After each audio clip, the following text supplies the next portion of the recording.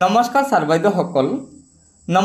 বাইদেউসকল বৰ্তমান সময়ত সমগ্ৰ দেশৰ চৰকাৰী কৰ্মচাৰী সংগঠনসমূহৰ মুখ্য দাবী হৈছে 8 পে কমিশ্যন গঠন আৰু এই 8 পে কমিশ্যন গঠন সন্দৰ্ভত যোৱাকালি অৰ্থাৎ 3 ডিসেম্বৰ তাৰিখে ৰাজ্যসভাত মাননীয় সাংসদ জাভেদ আলী খান ডাঙৰীয়াই আৰু ৰামজিলাল সুমন ডাঙৰীয়াই কেন্দ্ৰীয় চৰকাৰৰ বিত্তমন্ত্ৰী ডাঙৰীয়াক 8 পে কমিশ্যন গঠন সন্দৰ্ভত তলত দিয়া প্ৰশ্নকেইটা সুধিছিল।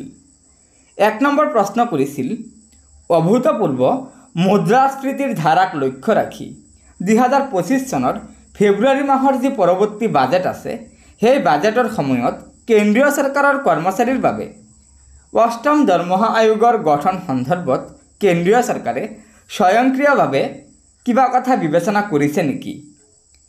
2 নম্বৰ প্ৰশ্ন কৰিছিল যদি কৰিছে তেন্তে ইয়াৰ সবিশেষ জনাব আৰু যদি কৰা নাই তেন্তে ইয়াৰো সবিশেষ জনাব। 3 নম্বৰ প্ৰশ্ন কৰিছিল কেন্দ্ৰীয় চৰকাৰৰ বিত্তীয় অৱস্থাই 8 পে কমিশ্যন গঠন সন্দৰ্ভত অৰ্থাৎ কেন্দ্ৰীয় চৰকাৰৰ কৰ্মচাৰীৰ দৰমহা বৃদ্ধিৰ অনুমতি নিদিয়ে নেকি। আৰু 4 নম্বৰ প্ৰশ্নত কৰিছিল যদি কৰে তেন্তে ইয়াৰো সবিশেষ জনাব। আৰু ওপৰত উল্লেখ কৰা প্ৰশ্নৰ উত্তৰত কেন্দ্ৰীয় চৰকাৰৰ বিত্ত মন্ত্ৰালয়ৰ ৰাজ্যিক মন্ত্ৰী শ্ৰী পংকজ চৌধুৰী ডাঙৰীয়াই 1ৰ পৰা 2 নম্বৰ প্ৰশ্নৰ উত্তৰত জনাইছিল যে কেন্দ্ৰীয় চৰকাৰৰ কৰ্মচাৰীসকলৰ বাবে 8 পে কমিশ্যন গঠন সন্দৰ্ভত কেন্দ্ৰীয় চৰকাৰৰ হাতত এনে কোনো প্ৰস্তাৱ বিবেচনাধীন নাই। অৰ্থাৎ 8 পে কমিশ্যন গঠন সন্দৰ্ভত কেন্দ্ৰীয় চৰকাৰে বৰ্তমান সময়লৈকে কোনো চিন্তা চৰ্চা কৰা নাই বুলি আমাৰ বিত্তমন্ত্ৰী ডাঙৰীয়াই জানিবলৈ দিছে। আৰু 3 আৰু 4 নম্বৰ প্ৰশ্নৰ উত্তৰত কৈছে যে ফেব্ৰুৱাৰী মাহত কেন্দ্ৰীয় চৰকাৰৰ যি বাজেট অধিৱেশন আছে সেই বাজেট অধিৱেশনত 8 পে কমিশ্যন গঠনৰ বিষয়টো উপস্থাপন নহয়। অৰ্থাৎ ইয়াৰ কোনো সিদ্ধান্ত কেন্দ্ৰীয় চৰকাৰে লোৱা নাই।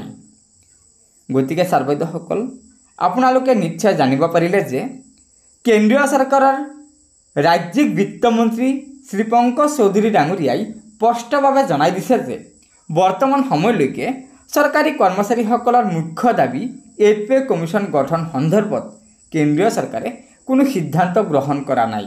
অৰ্থাৎ এই বিষয়ত কোনো কথাই বিবেচনা কৰা নাই।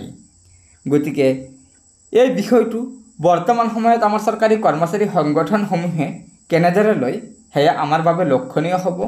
গতিকে ছাৰ বাইদেউসকল লগৰ বন্ধুবৰ্গক এই ভিডিঅ'টো শ্বেয়াৰ কৰি আজিৰ এই গুৰুত্বপূৰ্ণ খবৰটো জনাই দিব আৰু নতুনকৈ অহা ছাৰ বাইদেউসকলক অনুগ্ৰহ কৰি আমাৰ এই চেনেলটো ছাবস্ক্ৰাইব কৰি ল'ব। ধন্যবাদ। জয় আই অসম।